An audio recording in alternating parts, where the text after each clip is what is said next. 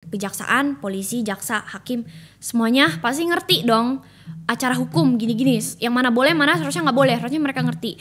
Tapi mereka kayak pura-pura bodoh dan ngikutin prosesnya aja. Jadi tuh kayak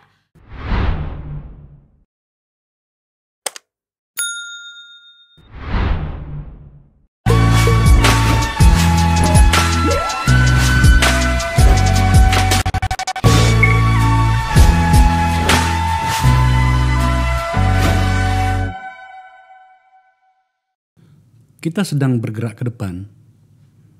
Bangsa ini sedang bergerak secara simultan menuju hari-hari yang semakin banyak tantangannya. Termasuk dalam hal penegakan hukum.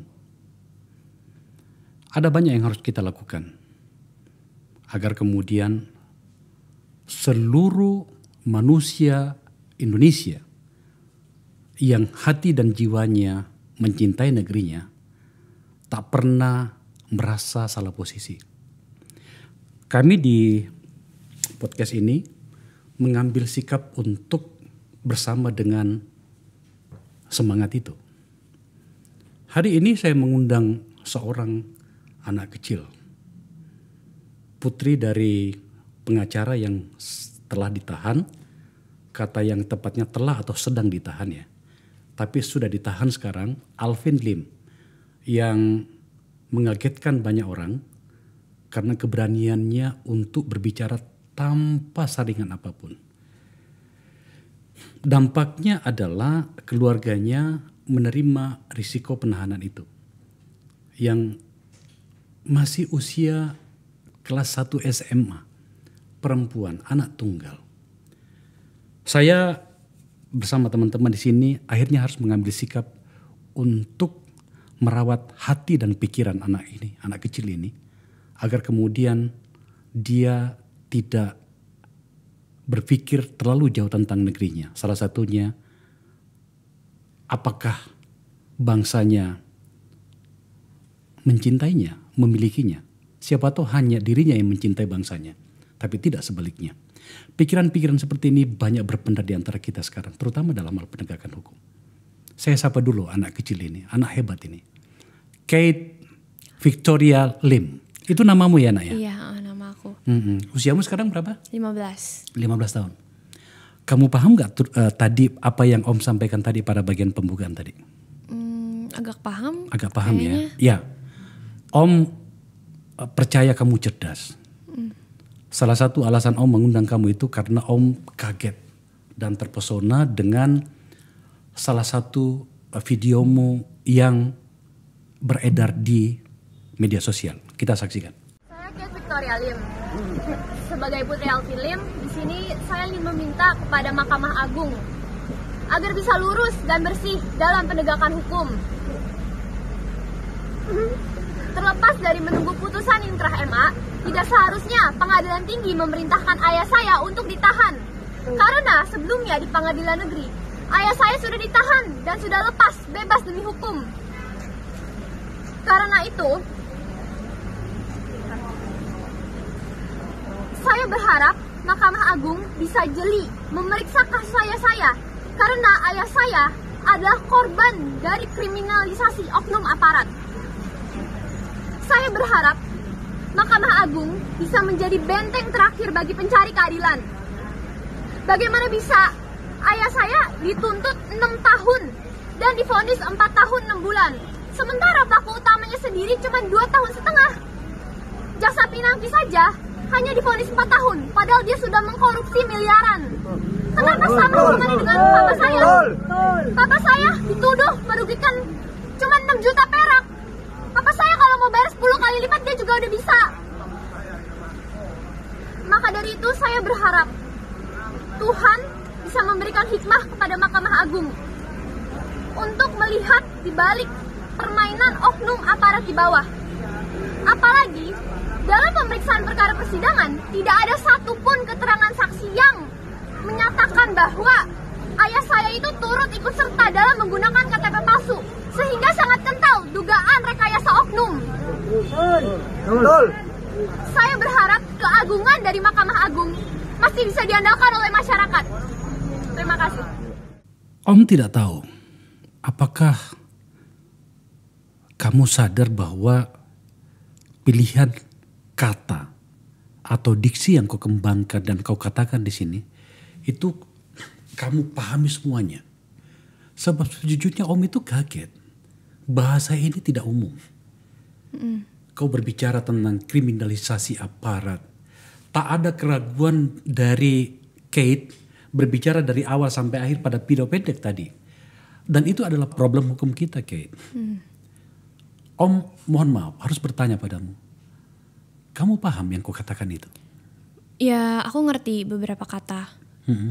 Ya pasti aku paham lah kalau misalnya aku ngomongin. Karena kalau misalnya maksud, aku panggil Om ya. Yeah.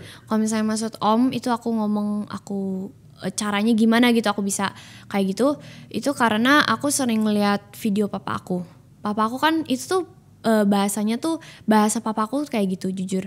Aku sering ya? Aku sering nonton video papa aku. Jadi karena itu ya aku mau jadi seperti papa aku juga. Jadi karena itu ya aku sebelum demo itu kan biasa abis demo kan ada kayak pernyataan pers atau abis ada kejadian pers. Nah aku kayak mikir aku ngomong apa ya, aku rangkai-rangkai dulu, mikir-mikir dulu gini-gini apa ya gitu. Ya udah gitu. Jadi kalau dibilang ngerti ya aku ngerti apa yang aku omongin dong harusnya. Ya aku ngerti dong.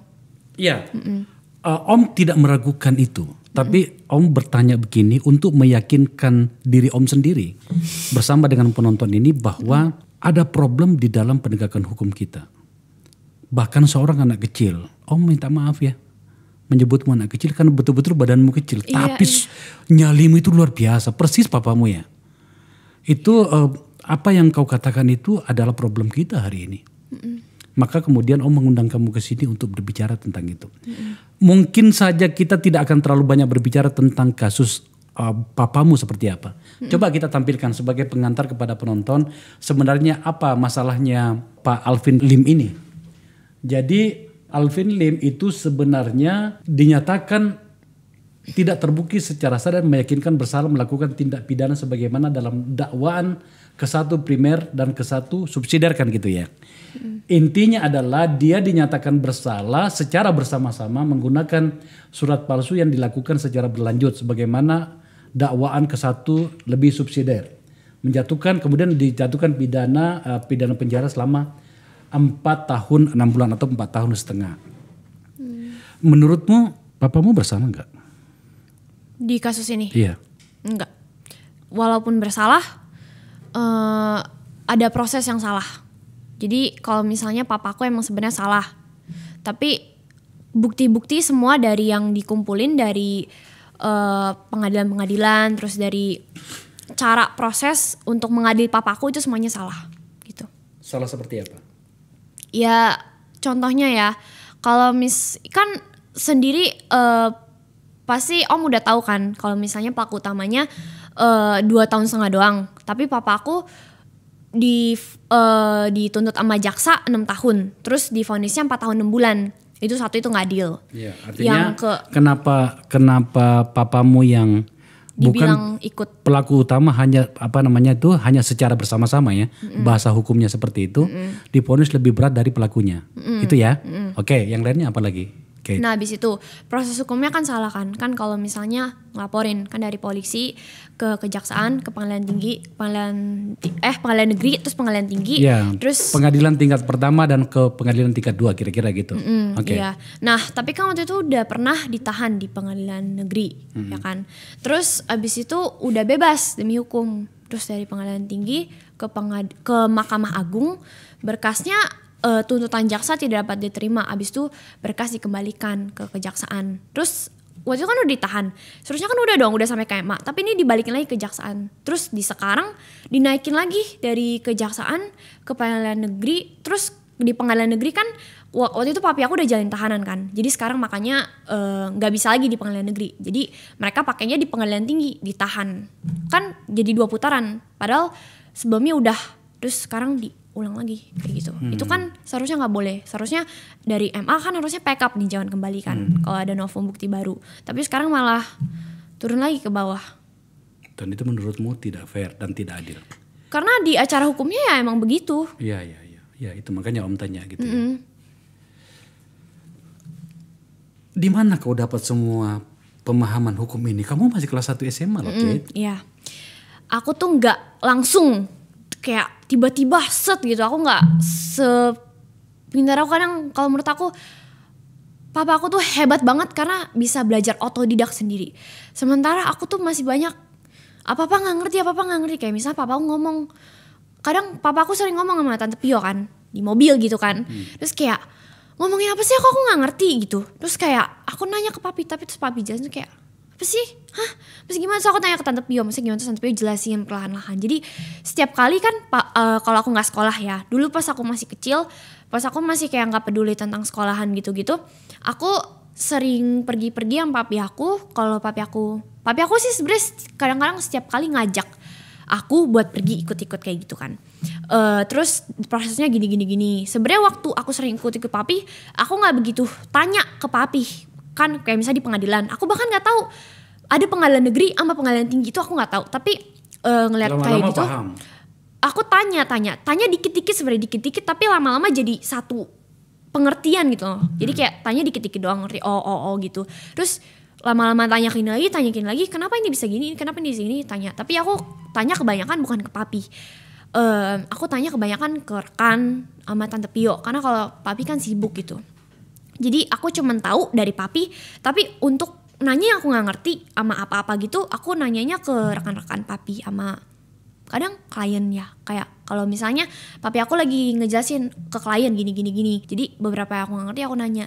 Tapi kalau aku masih nggak ngerti lagi aku nanya biar jelas gitu. Jadi aku taunya dari bukan kayak langsung aku minta pengajaran hukum ke papi kayak gimana, enggak. Tapi karena sering-sering ngutuk papi, apalagi kasus sekarang, kemarin juga pengacaranya ngomong, aku pahamin terus kayak ada dengar asas nebis in idem apa, terus aku cari ke Google gitu, oke, gitu. Kamu kan masih kelas 10, berarti Iya. kan belum belajar hukum kan di sana? PKN sih, tapi kayak lebih ke ya. Pendidikan kewarganegaraan. Oke? Nah, kita akan masuk ke situ nantinya. Kita masih bicara tentang papamu dulu. Soal hukumnya kami terbiasa di sini ya, Kate, tidak mencoba untuk masuk terlalu jauh pada bagaimana proses-proses hukum yang sedang, apalagi sudah di pengadilan gitu ya, sudah di itu di dalam proses untuk itu. Tapi kami di sini mencoba beberapa kali pada banyak case itu berbicara tentang bagaimana proses pendegakannya. Dan hari itu kan sekarang ini kan Kate mau berbicara tentang itu. Menurutmu sebenarnya papamu itu gimana sih orangnya? Gini loh ya, Om itu nggak kenal papamu. Tapi jujur, Om itu kaget. Ini papamu ini kalau ngomong ini seperti nggak ada remnya. Ini papamu itu berani apa nekat? Dari kacamata seorang putri tunggalnya ya? Aku tuh sering dengar papa ngomong, tapi lebih ke orang. Papi aku lebih sering ngomong ke orang lain dan aku tangkep apa yang papi aku maksud. Jadi sebenarnya papi aku tuh kayak begini sekarang karena dia udah pernah ada di titik paling rendah. Jadi dia udah gak takut apa-apa lagi gitu. Apa itu titik paling rendah? Kamu menggunakan bahasa yang mengagetkan Om nih.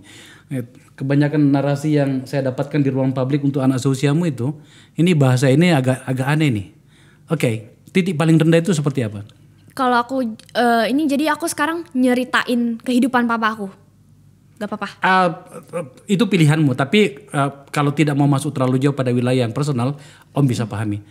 Dalam hal penegakan hukum saja, dalam profesinya sebagai seorang pengacara. Ya kan sebenarnya dari papi aku bisa sekarang kayak gini karena dari pengalaman pribadi. Papaku pernah dituduh gara-gara waktu itu papaku nggak ngerti hukum, bukan orang hukum. Papaku dulu banker. Dia banker di Amerika. Dia waktu kecil itu ya waktu kecil gitulah ya. Terus dia tinggal di asrama. Terus abis itu dia mikir, papaku mikir nggak mau kuliah, mau kerja aja biar dapet duit. Tapi abis itu gara-gara kakek aku yang mana papanya dia nyuruh dia kuliah di luar negeri, ya udah gitu. Terus papaku tuh dia juga udah pernah tinggal di homeless shelter di Amerika. Bener-bener nggak punya duit, jadi kayak udah ngalamin yang paling parah. Terus abis itu balik Indonesia punya aku apa sih namanya? Ya aku lahir lah gitu. Yeah. Terus habis itu papa aku gara-gara rebutan aku jadi dijerat kasus penculikan gara-gara waktu itu mama aku kan pakai OC Kaligis. Terus waktu itu ya papaku dijerat kasus penculikan padahal kan aku anak kandungnya sendiri. Terus unsur pidananya juga nggak terpenuhi sama KUHP pasal penculikan yang seharusnya. Pasti Om udah tahu. Jadi aku nggak usah ini lagi. Terus jadi itu dia udah pernah 9 bulan di penjara. Kalau aku mikir-mikir tuh sama aja, dia 9 bulan di penjara tuh sama, tapi ya nggak jadi deh. Jadi dia 9 bulan di penjara ya gara-gara itu dia merasa itu udah paling rendah gitu lah. Tapi jadi papaku tuh udah 3 kali di penjara. Jadi tuh kalau menurut papa aku tuh yang apa ya, di penjara tuh bukan masalah, asal demi negara ini maksudnya udah terbiasa gitu. Mungkin udah pernah, jadi kayak papa aku tuh cuman peduli, papa tuh nggak peduli sama orang-orang yang mau jahatin dia di sini. Dia cuman mau agar di sana di atas dia untuk apa ya, upah dia untuk di surga gitu. Jadi udah nggak, kalau dari ancaman papaku banyak, dan papaku aku sering dengar papa bilang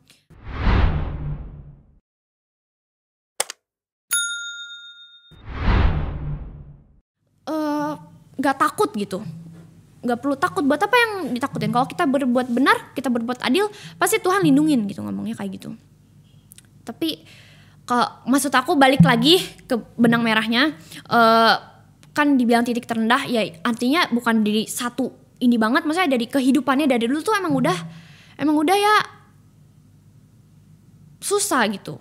Jadi papaku tuh, kalau hidup papaku tuh kayak roller coaster, bisa tinggi bisa turun, terus tinggi lagi turun lagi. Jadi dulu dari banker balik ke Indonesia di penjara, terus habis itu bikin kantor hukum udah mau naik di penjara, terus sekarang udah kor-kor di media udah ini naik lagi, hidupnya udah ini di penjara lagi. Jadi kayak roller coaster gitu. Jadi emang gak bisa ditebak hidupnya. Jadi udah ngalamin berbagai macam fase tahap kehidupan gitu.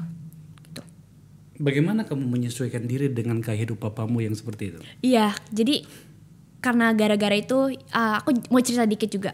Teman-teman aku kayak bilang kalau misalnya itu aku jadi kamu, aku pasti udah kayak nangis-nangis di kamar gitu kan. Tapi aku enggak. Orang-orang tuh kayak kasihan, kayak semangat ya, kayak Kit, yuk nggak apa-apa, kalau ada apa-apa cerita gitu. Tapi jujur aku udah ini sebenarnya aku agak ya terbiasa, karena dari dulu aku udah kayak terbiasa sama kalau bisa dibilang sama oknum-oknum di negara ini sih, kayak didatengin orang kejaksaan sampai puluhan, tiba-tiba di rumah ditanya-tanyain papa kamu di mana gini-gini gitu. Jadi udah lama-lama udah kayak makin sering ya, jadi makin terbiasa. Kayak menurut aku itu sebenarnya itu nggak normal, tapi karena sering mengalami jadi aku merasa mungkin raga aku atau kayak psikis aku kayak ngerasa ya udah gitu, karena sering jadi ya lama-lama terbiasa gitu, kayak gitu. Kate, kamu membuat Om jadi terdiam mendengarkan kamu bercerita seperti ini. Seperti rasanya dulu di hadapan Om ini seorang anak dewasa. Luar biasa kamu nih Kate gitu ya. Om maju pembicaraannya. Kamu orang Indonesia kan? Iya. Lahir di sini. Iya. Kamu mencintai negerimu, anakku?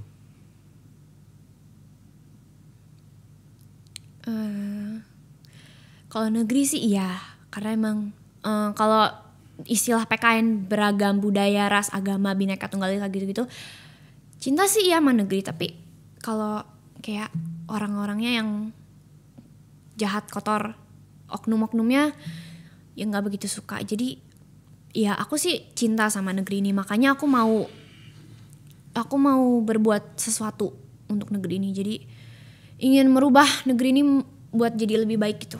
Apa yang akan kau lakukan? Juga. Hah? Apa yang akan kau lakukan? Ya sebenarnya papaku juga pernah bilang ke aku, kamu nanti kalau misalnya jadi pengacara di Indonesia, karena sistem negeri kita ini udah bobrok. Aku juga mau bisa berbakti buat negara ini, karena kalau aku lihat tuh ya emang banyak aku sering lihat papaku, jadi kalau orang nggak punya duit, mereka kalau nggak pintar, kayak dulu papa aku nggak ngerti hukum bisa dijeblosin karena harus semuanya apa-apa serba duit. Ternyata kayak aku juga setelah dengar dari papa aku, ternyata orang kalau di penjara bisa pergi ke hotel, bisa ke mall. So kayak, hah beneran? Terus katanya iya papi dulu pernah begitu. Jadi dia dulu waktu itu pas di penjara, dia polisinya bilang kayak, udah kamu kasih kita duit, nanti kita antar kamu ke hotel ini, nanti kamu ini sehari ini terus balik lagi gitu, kayak gitu. Jadi aku kayak kaget karena aku lihat itu di film-film doang. Jadi tadi pertanyaannya apa? Itu tadi. Iya, jadi kalau misalnya terusin. aku mau, iya jadi kalau aku iya aku cinta negara ini atau enggak? Iya cinta, justru karena aku cinta, aku mau sebenarnya bukan sama negaranya tapi sama orang-orangnya sih. Orang-orang yang di Indonesia ya, negara ini kan ada rakyat, jadi ya termasuk sih, tapi lebih ke orang-orangnya kayak aku mikir kalau orang nggak punya duit, nggak pintar, terus mereka gimana bisa bertahan di negara ini kalau mereka punya masalah hukum gini-gini gitu, nanti di apa-apa dimintain duit gitu. Jadi ya aku kayak mikir aku juga mau jadi orang yang nggak mau buat mereka doang, aku juga mau menjadi orang yang sukses dan ya baik. Seberapa marah kamu papamu diperlakukan seperti ini oleh oknum-oknum aparat menurutmu? Karena kan kamu menuding bahwa papamu diperlakukan tidak adil atas nama hukum oleh beberapa oknum aparat. Kita gunakan kata oknum aparat. Karena ada banyak oknum yang baik. Iya. Bukan oknum, ada banyak orang penegak hukum yang baik. Nanti Om cerita tentang itu. Tapi Om mau tanya, seberapa marah kamu dengan situasi ini? Kalau dibilang kesel, ya kesel karena kayak ini kalau orang ngerti hukum ini kan aku yakin kejaksaan, polisi, jaksa, hakim semuanya pasti ngerti dong acara hukum gini-gini. Yang mana boleh, mana seharusnya nggak boleh, harusnya mereka ngerti. Tapi mereka kayak pura-pura bodoh dan ngikutin prosesnya aja. Jadi tuh kayak mereka tuh apa ya? Ya kesel sih karena udah jelas-jelas keadilan itu nggak ditegakkan, tapi merekanya kayak seolah-olah itu biasa aja gitu loh. Padahal udah jelas-jelas salah, tapi mereka kayak masih ngotot gitu loh. Gimana maksudnya? Mereka udah tahu itu salah, tapi tetap ngotot kalau yang mereka lakuin itu tuh bener. Tapi kalau akunya sendiri, aku dari ya udah jadi roller coaster dari miskin biasa aja kayak miskin lagi, biasa aja kayak miskin lagi gitu-gitu semua. Jadi aku udah agak terbiasa, tapi kalau kesel ya aku kesel. Waktu dulu aku nggak begitu ngerti dengan keadaan waktu kecil, jadi agak gimana sih, kayak ya udah gitu, kayak ya udah. Terus tapi aku masih mau kayak cari tahu. Aku mulai penasaran. Sebenarnya aku paling penasaran tuh waktu kecil, tapi lama-lama waktu kecil tuh aku penasaran orangnya, suka nanya-nanya. Tapi kalau sekarang bukan ke penasaran, tapi lebih ke aku merasa kalau di tahap sekarang ini aku nggak ngerti sesuatu, gimana tahap berikutnya aku bisa mengerti sesuatu. Jadi aku mau mengerti sesuatu pada tahap ini biar tahap berikutnya aku bisa ngerti juga gitu. Aku mikirnya kayak gitu. Jadi aku kalau kesel ya kesel, tapi karena emang hukum kayak gini ya makanya aku sekarang lagi berusaha berjuang biar bisa dapat keadilan gitu. Seberapa dekat kamu dengan papamu? Kalau deket itu aku dari kecil sampai gede, yang gedein aku papaku sendiri. Jadi kalau deket bisa dibilang deket banget. Kadang aku bisa mungkin ya aku bisa ngerasa apa gitu, karena misalnya waktu itu papi aku pernah sakit, terus tiba-tiba beberapa hari waktu itu papa aku lagi di luar negeri, terus aku tiba-tiba sakit, ternyata papi aku juga lagi sakit. Misalnya kayak yang nggak tahu itu kenapa, tapi ada kontak batin. Kalau ya mungkin ya ada kontak batin maksud aku gitu. Mungkin kalau deket banget, tapi kalau kedekatan aku lebih sering sama papaku waktu aku kecil. Papi aku tuh kan single father, jadi dari kecil sampai gede dia ngurusin aku terus. Dia tuh nggak mikirin diri dia sendiri, dia mikirin aku. Jadi bentar. Nggak apa-apa, kamu bisa nangis di sini, Kate. Karena Om juga punya anak perempuan. Om bisa merasakannya. Jadi dari aku lahir, semua yang papa aku lakukan itu sebenarnya demi aku. Papa aku tuh selalu mikirin, kamu nanti gimana Beb kalau papi gak ada. Kamu harus ngerti ini, papi itu sebenarnya udah aman nyaman, tinggal kamunya aja yang harus bisa tanpa papi gitu. Kamu harus bisa cari duit sendiri jadi orang sukses gitu. Papi aku tuh menjalani kehidupannya sekarang bukan demi dirinya sendiri. Makanya dia gak takut kalau apa-apa terjadi sama dirinya dia sendiri, tapi dia mencoba untuk bisa ini dirinya bisa ini sama diri dia sendiri, karena aku belum bisa beranjak di dua kaki aku sendiri tanpa papa aku. Jadi aku masih membutuhkan papa aku karena aku masih kecil. Jadi papa aku tuh hidup tuh sebenarnya bukan demi diri dia aku jadi terbata-bata. Bukan demi diri dia sendiri. Dari aku kecil dia 9 bulan di penjara, terus dia nyari duit itu buat aku. Aku jadi keinget waktu dulu. Aku jadi cerita, nggak apa-apa aku cerita. Jadi aku ingat waktu dulu aku pernah bawa telur terus pecah. Terus waktu itu aku masih miskin. Kok aku sih papi aku. Jadi hidup kita masih kayak gimana, terus aku setiap hari makannya cuma telur gitu. Terus telur itu pecahkan karena aku teledor. Terus papaku kemarin aku ngomong, gimana sih nanti kamu makan ya telur yang pecah. Tapi habis itu pas aku dikasih makanan itu telurnya bentuknya sempurna. Jadi aku itu pasti papi ini yang baru. Ini gak penting sih, tapi aku cerita aja karena aku jadi kayak mau cerita karena aku suka bercerita gitu. Kami punya foto kamu dengan papamu. Coba ditampilin. Ini kamu dengan papamu gitu ya. Kelihatan memang kamu sangat dekat dengan papamu. Bahkan kamu berfoto dengan papamu di Bareskrim. Kate, tadi pembukaannya Om mengatakan merawat hati. Om harus menjelaskan ini kepadamu. Generasi bangsa ini nantinya itu sedang bergerak menuju ke arahmu. Dari Om sekarang ke papamu, apapun pekerjaannya. Karena kan Om lebih tua dari papamu. Setelah itu papamu ke kalian, termasuk anak-anaknya Om. Salah satu tujuan acara ini adalah merawat hati kalian. Tidak mudah menjadi sebuah bangsa yang kuat. Indonesia ini didirikan oleh para founding fathers bangsa ini dengan darah dan air mata. Sekarang kita termasuk Om dan juga kamu kelak, terutama kamu karena kamu adalah masa depan bangsa ini, yang akan meneruskan agar kemudian Indonesia tetap berdiri 1000 tahun lagi. Salah satu caranya adalah bagaimana kemudian agar seluruh proses-proses bernegara itu berjalan, termasuk penegakan hukum. Hari ini tampaknya kamu terluka oleh proses-proses keadilan yang sedang terjadi di negeri ini, dan itu menimpa adalah papamu. Anakku, Kate, Om mau mengatakan begini. Kamu harus tetap kuat. Dan kelihatannya kamu kuat.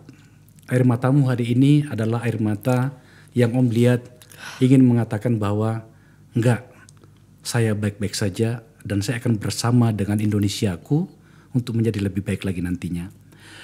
Ada kekecewaan di dalamnya, ada air mata di dalamnya. Perlu kau dengarkan cerita ini anakku. Jadi nantinya bagaimana kemudian kamu berjalan bersama dengan anak-anak yang lain untuk mengatakan kepadamu bahwa oke, ada banyak luka yang saya jalani termasuk kepada diriku di dalam proses berbangsa. Tetapi hati pikiran dari diriku kepada negeriku bernama Indonesia tidak akan pernah luntur. Kamu harus pikirkan itu dan terus tanamkan dalam dirimu. Kau boleh marah kepada beberapa orang yang menurutmu melukai rasa keadilanmu. Karena itu mengenai papamu sendiri, orang yang kau cintai. Tapi Om ingin mengatakan bahwa mungkin saja barangkali proses ini harus kita lalui untuk menjadi bangsa yang kuat. Agar kelak ketika kamu dan generasimu mengendalikan negeri ini, apapun nanti pekerjaanmu, mungkin jadi pengacara, mungkin menjadi presenter, mungkin menjadi seorang guru, menjadi seorang banker, negeri ini jauh lebih baik. Om berharap seperti itu ya, Kate ya. Nah untuk itu kita masuk pada bagian-bagian akhir diskusi kita. Om mau bertanya, Apa yang sedang kau rencanakan, baik untuk dirimu maupun untuk papamu yang sedang ditahan? Yang aku rencanain buat diri aku sama papaku. Kalau buat diri aku sendiri, aku mau belajar banyak. Tapi bukan di sekolah. Maksudnya kayak kalau di sekolah itu cuma biar dapat nilai bagus. Dan aku bakal belajar buat dapat nilai bagus, tapi buat pengetahuannya cuman kayak ya segini, lebih kayak buat nilai bagusnya lebih banyak. Tapi aku mau belajar lebih sama papa aku. Cuman papaku sibuk buat negara gitu. Sebenarnya kalau aku bilang papaku tuh pinter banget karena semua yang dia pelajarin tuh otodidak. Jadi dari banker, saham, dia tahu teknik-tekniknya. Dia ditempatkan di mana aja, dia bisa dapetin duit gitu loh. Aku mau jadi kayak papaku. Di tempat ini manapun aku bisa sukses, aku mau gitu. Untuk diri aku sendiri ya. Tapi aku mau sukses dengan cara untuk orang lain juga. Jadi nggak cuma buat aku, buat orang lain juga. Dan kalau aku rencanain buat papaku, itu kan kehidupan papaku sendiri ya. Maksudnya aku nggak merencanakan buat papaku karena papaku emang dasar gitu. Tapi ya aku mau papaku ya bebas, karena aku mau papaku tuh istirahat gitu loh. Karena dia kalau pulang kerja tuh ya, itu tuh mukanya pucat, terus dia masih kayak kerja meskipun kayak udah dia tuh udah overload. Jadi kayak dia masih mau berjuang buat negara, buat kliennya, buat ini. Padahal sebenarnya kalau bisa dibilang dia tuh sebenarnya harusnya udah istirahat aja gitu loh. Maksudnya kayak aku sebenarnya pengen papaku ya pensiun aja lah gitu. Ya nikmatin hidup lah. Dia banyak pencapaian dan hasil kerja, tapi nggak dinikmatin. Jadi kayak dia kerja terus. Dan hasil dari kerjaan dia bukan buat diri dia sendiri, tapi buat aku sama Tante Pio gitu. Buat keluarganya, bukan buat dia. Makanya aku nangis. Oke. Gitu. Lagi gak? Cukup ya. Cukup. Okay. Om merasa sudah menangkap apa yang Kate ingin sampaikan. Kamu kuat sekali, anakku. Satu pesan Om, sekali lagi sebelum kita tutup. Belajar lebih keras. Sisipkan niat baikmu untuk Republik ini. Sebab negeri ini mencintaimu. Bahwa kemudian ada beberapa orang yang mungkin melanggar rasa keadilanmu. Itu adalah oknum. Biarkan sejarah yang akan mencatatnya nantinya bahwa kau berada pada jalan yang benar demi Indonesiamu. Om ingin ada merah putih di dalam hatimu. Marah boleh, tetapi negeri ini tidak akan pernah menyampirkan. Oke? Dengarkan nasihat Om ya. Nasihat yang Om juga berikan kepada orang-orang lain, termasuk anaknya Om sendiri. Ya, Kate, kita tidak terlalu banyak membahas soal kasus bapamu, tapi Om pengen melihat dari sudut pandang seorang anak di mana orang tuanya sedang menghadapi cobaan hukum seperti ini. Kamu sangat cerdas, kamu kuat, kamu meyakinkan Om bahwa masa depanmu akan sangat baik nantinya. Ya? Amin. Pokoknya belajar yang kuat ya nak ya. Iya. Oke. Baik, pemirsa, itu diskusi saya dengan seorang anak kecil. Dengan narasi yang terukur. Dengan naluri yang luar biasa. Dengan nyali yang luar biasa. Dia putri dari Alvin Lim, pendiri sebuah firma hukum bernama LQ Indonesia Law Firm. Sebuah firma yang mengagetkan banyak orang akhir-akhir ini dengan keberaniannya yang luar biasa. Sampai Pak Dahlan Iskan menuliskan secara khusus juga beberapa penulis yang lain. Hari ini kita berbicara tentang putrinya dari sudut pandang yang berbeda, dari angle yang berbeda. Satu tujuan saya di sini adalah merawat hatinya, bahwa negeri ini harus ada di dalam hatinya, merah putih di dadanya, dan mengambil peran-peran besar di masa depan. Peran ini harus kami lakukan dengan melihat banyaknya peristiwa-peristiwa yang melanggar hukum. Harus saya katakan melanggar rasa keadilan kita. Ada banyak, setiap hari kita lihat. Ini adalah jawaban kita. Dan saya berharap anak-anak muda ini, anak-anak kecil ini sekarang ini yang akan mengambil peran-peran besar tidak justru meneruskan kesalahan itu. Saya harus menginfluence optimisme. Saya harus meyakinkan dia bahwa dia harus berpikir positif tentang bangsanya. Sesakit apapun proses yang sedang dijalaninya sekarang. Sekali lagi Kate, terima kasih ya. Belajar yang baik. Demikian diskusi saya dengan putri dari Alvin Lim, Kate Victoria Lim. Sejujurnya saya agak kesulitan dengan diskusi ini. Saya harus menahan rasa apapun namanya. Saya seorang orang tua. Saya juga memiliki anak seperti dia. Tapi inilah, narasi seperti ini harus kita kembangkan terus dengan logika-logika yang terukur. Terima kasih telah menyaksikan acara ini.